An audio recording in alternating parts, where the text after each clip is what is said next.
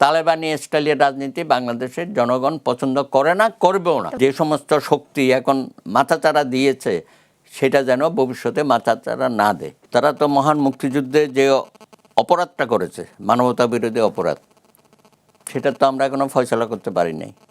কয়েকজনের বিচার হয়েছে, কিন্তু এখনো পর্যন্ত জাতির কাছে পরিষ্কারভাবে তারা তো ক্ষমা চায় নাই।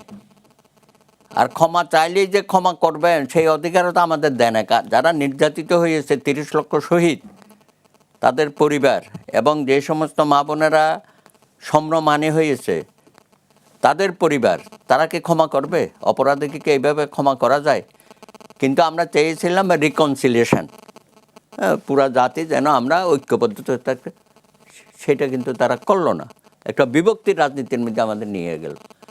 তাহলে বাংলাদেশে কি শুধু ইসলামের নামে যারা রাজনীতি করে বা ধর্মের নামে যারা রাজনীতি, শুধু তারাই ভোট দেবে ওই বাক্সে? তাহলে এটা একটা বড় ধরনের বিভক্তি হলো। তাহলে এর বাইরে যারা রয়ে গেল তাদেরকে তো সে ইয়েতেই নিল না, নাগরিক হিসাবে তার যে মর্যাদা, সেই মর্যাদার মধ্যে তো সে রাখলো না। অনেক সময় তারা বলে যে 71-এ আমরা যেটা করতে পারি নাই, ভবিষ্যতে যদি আমাদের হাতে সেরকম ক্ষমতা আসে আমরা করে দেখাবো। তার মানে কি? আর হুমকি দিচ্ছে, এবং এই ধরনের হুমকি আমাদের স্বাধীনতা সার্বভৌমত্বের বিরুদ্ধে যাচ্ছে। হ্যাঁ, সুতরাং আমি মনে করি জামাত এখনও রাজনীতি ঠিক করতে পারে নাই, এবং তারা সবসময় দেখবেন দ্বিচারিতা করে।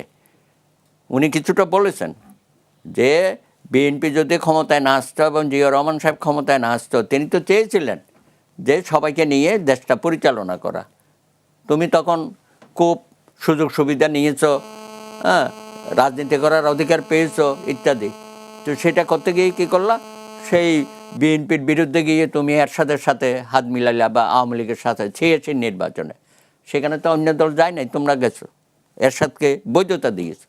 এবং পরবর্তী সব নির্বাচনে দেখবেন, হ্যাঁ, সে বিএনপির সাথেও থাকে তার সুবিধাজনক অবস্থায়, আবার আওয়ামী লীগের সাথে গিয়ে বিএনপির বিরুদ্ধে থাকে। এখনও যেটা করতেছে আমি তো মনে করি এটা প্রতারণা, এটা বিশ্বাসঘাতকতা করা। তারা তো বলেন যে তারা সমস্ত সুযোগ সুবিধা তারা বিভিন্ন সময় নিয়েছে। নারী নেতৃত্বেই কাজ করেছেন, বেগম খালেদা জিয়ার নেতৃত্বে কাজ করেছেন। শুধু করে নাই, তাদের তো মন্ত্রিত্ব থেকে শুরু করে ব্যবসা বাণিজ্য সব জায়গায় এতগুলো। তারা কেন বলছেন যে নারী নেতৃত্ব? না, ওইটাই তো বলতে, দ্বিচারিতা এবং প্রতারণা। হ্যাঁ, তাদের এই মুখোশ উন্মোচন করতে হবে, এবং এই নির্বাচনের মাধ্যমেই আমরা সেটা উন্মোচন করতে চাই। এখন ইসলামিক আন্দোলন জামাতকে মোটামুটি বলছে যে ইসলাম লাগাইলে ইসলামপন্থী হয় না। হ্যাঁ, সুতরাং এটাও একটা ভাওতাবাজি তারা বলেছে। এবং আরেকটা দেখেন, ওই হাত পাকা আর কি, তাদের যে মেইন যে চরমনার পীর সাহেব, সেখানে নাকি জামাত কোনো প্রার্থী দেয় নাই, আবার অন্যান্য জায়গায় সরাসরি প্রার্থী দিয়েছে। হাত পাকা আবার তো 5,000, 10,000 ভোট, 20,000 ভোটও বিভিন্ন জায়গায় তাদের আছে। সুতরাং এটাও তো একটা শক্তি। আমি পছন্দ করি আর না করি, ওদের বাক্সে কিন্তু ভোট পড়ে। তো এটা ভালোই হলো, জামাতের এই ভোটগুলো এখান থেকে সরে গেছে। সুতরাং আমি মনে করি তারা ওই যে তাদের যে প্ল্যানটা ছিল সবাইকে নিয়ে এক বাক্সে ভোট দেওয়া, সেটা তো কিছুটা তো তাদের স্বপ্নভঙ্গ হয়েছে। আশা করি এই স্বপ্নভঙ্গের মধ্যেই তারা থাকুক, এবং আমরা যারা ঐক্যবদ্ধভাবে বাংলাদেশটাকে এগিয়ে নিতে চাই, ধর্মের যে অপব্যবহার, ধর্মান্ধ, জঙ্গি, উগ্র মৌলবাদ, যে সমস্ত শক্তি এখন মাথাচাড়া দিয়েছে, সেটা যেন ভবিষ্যতে মাথাচাড়া না দেয়। কারণ এটা বাংলাদেশের ভাবমূর্তি ক্ষুণ্ণ হবে। বাংলাদেশে এখানে একটা আমরা তালেবানি রাষ্ট্র তো এটাকে আমরা বানাতে দিতে পারি না। জীবনের সব আয়োজন এখানে একসাথে। তাদের কেউ কেউ আফগানিস্তানে যোগাযোগ করছে তালেবানদের সাথে, তালেবানের কিছু নেতাও নাকি আইসা ঘুরে গেছে। এটা তো ভয়াবহ। সুতরাং তাদের মনে রাখতে হবে বাংলাদেশে এইসব রাজনীতি চলবে না। তালেবানি স্টাইলের রাজনীতি বাংলাদেশের জনগণ পছন্দ করে না, করবেও না। হ্যাঁ, আমরা ধর্মপ্রাণ মানুষ, তার মানে উগ্র মৌলবাদ, জঙ্গিবাদ আমরা পছন্দ করি না। আমরা এদের বিরুদ্ধে সারা জীবন লড়াই করেছি, আগামী দিনও আমাদের লড়াই জারি থাকবে। আওয়ামী লীগবিহীন নির্বাচন তো অস্বাভাবিক কিছু না। আওয়ামী লীগ যে কাণ্ড করেছে এবং যেভাবে পতিত হয়েছে তাতে আওয়ামী লীগ নিজের জন্য নিজেই কুয়া খুঁড়ে সেখানে নিজেই পড়ে গিয়েছে এবং এই কুয়া খোঁড়ার জন্য তারা নিজের দলে অন্য দলের লোকদেরকে জায়গা দিয়েছিল।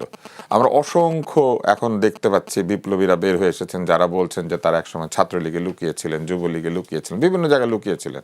তবে আওয়ামী লীগ নিজের পেটের মধ্যে নিজের বিরোধীদেরকে জায়গা দিয়ে নিজেরাই নিজেদের জন্য কুয়া খুঁড়ে সেই কুয়ার মধ্যে পড়ে গিয়েছেন এবং তাদের কুয়ার ব্যাঙেরা বা তাদের কুয়ার মধ্যে লুকিয়ে থাকা বৃহৎ মাছেরা সব বেরিয়ে এসেছে। ফলে আওয়ামী লীগকে নিয়ে আসলে এই নির্বাচনে কেন অংশ নিচ্ছে না, কেন পারছে না, এই আলোচনা আসলে অর্থহীন। কিন্তু আমি আপনাকে একটু আগে যে একজন প্রার্থীর যে বিষয়টা বলছিলাম, সেখানে উনি একটা চমৎকার একটা ইশতেহার ঘোষণা করেছেন, তাসনিম জারা, এবং সেই ইশতেহারের মধ্যে উনি লিখেছেন উনি যেহেতু একজন ডাক্তার তাই ডাক্তারের হাতে ওনার এলাকার স্বাস্থ্য সমস্যার সমাধান হবে।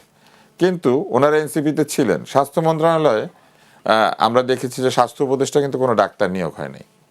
তো ডাক্তারের হাতে যদি স্বাস্থ্য সমস্যার সমাধান হতো তাহলে এই যে বিষয় সেই বিষয়টা তো ওনারা তখন দাবি করতে পারতেন। এই যে মানুষেরা, বুঝছেন, একটু আগে আপনি ফেক মুনাফেক এরকম আলাপ সালাপ করছিলেন না, আমি দেখলাম যে এনসিপিতে থাকার সময় তার কথা একরকম ছিল, বেরোয় আসার পর কথাবার্তা সব অন্যরকম হয়ে গেছে 24 ঘন্টার ব্যবধানে। এবং ওইখানে উনি একটা জায়গায় বলেছেন যে উনি যদি সংসদে যান উনি তিতাস গ্যাস জাতীয় অন্য সব যারা সার্ভিস আছে সেই সার্ভিসগুলিতে যদি সেবা দিতে না পারে তাহলে বিল দিবে না, এইটা উনি প্রস্তাব করবেন আইন হিসেবে। এবং ইংলিশে লিখেছেন নো সার্ভিস নো বিল, সেবা না দিলে বিল নাই। তাহলে নো ট্রিটমেন্ট নো রিলিজ, এটা উনি অনুবাদ করে না কেন? এই যে বিরোধিতার জন্য ফ্যাসিবাদের চেহারা নেওয়া, অর্থাৎ ফ্যাসিবাদ যেরকম এক কথার অর্থ আরেক রকম করতো, ফ্যাসিবাদের কথার অর্থ আবার এক কথার অর্থ আরেক রকম করা হয়েছে। ইউনিভার্সিটিতেও তো লেখা থাকে no card no entry, no mask no entry, মানে কি আপনি মাস্কও পরেন না ঢুকেন না, ব্যাপারটা কি তাই? এখন এগুলা যে হয়েছে এগুলা করে করে ওনারা আজকের এই অবস্থাটা তৈরি করেছে, যে জন্য আজকে আওয়ামী লীগকে নিয়ে আলোচনা করতে হচ্ছে। আওয়ামী লীগ নিয়ে আলোচনা হইতোই না যদি ওনারা আওয়ামী লীগের মতো আচরণ না করে, যদি আসলে বিপ্লবের যে আচরণ, বিপ্লবীদের যে আচরণ, সেই আচরণটা যদি আমরা দেখতাম। যেমন ঘুষের প্রসঙ্গে আমার আলোচক বলেছেন, ফলে আজকে যখন আপনি বলছেন যে আওয়ামী লীগবিহীন যে নির্বাচন হয়েই যাচ্ছে, আওয়ামী লীগবিহীন নির্বাচনটা হয়েই যাচ্ছে, কিন্তু নির্বাচনটা কি আওয়ামী লীগের চেয়ে ভালো হচ্ছে কিনা, এইটা এখন একটা প্রশ্ন হয়ে দাঁড়িয়েছে। কেননা নির্বাচন আওয়ামী লীগ পক্ষ নিত, সেটা কি পক্ষ? শুধু নিজের মার্কার পক্ষ। তারপর হচ্ছে নিজের মার্কা যারা পায় নাই তাদেরকে একটা মার্কা ডিস্ট্রিবিউট করে দিয়ে আবার তাদের পক্ষও নিত, যে কারণে স্বতন্ত্র প্রার্থী জেতার পরে আওয়ামী লীগের এমপিরা গিয়ে আনন্দ করে, নিজের প্রার্থী হেরে গিয়েছে কিন্তু আওয়ামী লীগের মন্ত্রী গিয়ে আনন্দ করে। এমনকি আমাদের এখানকার বড় বড় ইনফ্লুয়েন্সার যারা এখন অনেক বিপ্লবী, এরাও গিয়ে তখন আনন্দ করেছে যে আওয়ামী লীগের প্রার্থীকে হারিয়ে দিয়ে স্বতন্ত্র প্রার্থী জিতেছে। মজার ব্যাপার কি জানেন? ওই স্বতন্ত্র প্রার্থী এখন জেলে, আওয়ামী লীগকে হারিয়ে দেওয়ার পরেও উনি জেলে। এবং এটার কারণ কিন্তু ওইটাই যে আওয়ামী লীগ তার বিজয়ে নাচানাচি করেছে। এখন যে নির্বাচনটা হচ্ছে সামনে, এই নির্বাচনটা কেন আসলে ঐতিহাসিক হচ্ছে না বা হবে না, এর একটি বড় কারণ হচ্ছে নির্বাচনের তফসিল ঘোষণার সঙ্গে সঙ্গেই একজন প্রার্থী মৃত্যুবরণ করেছেন সন্ত্রাসের কারণে। কিন্তু কার্যকরভাবে সন্ত্রাস রোধ বা নিরাপত্তা বিধানের জন্য যে পরিমাণ আগ্রহ সরকারের দেখানো উচিত ছিল, সরকার সেটা এখনো দেখান না।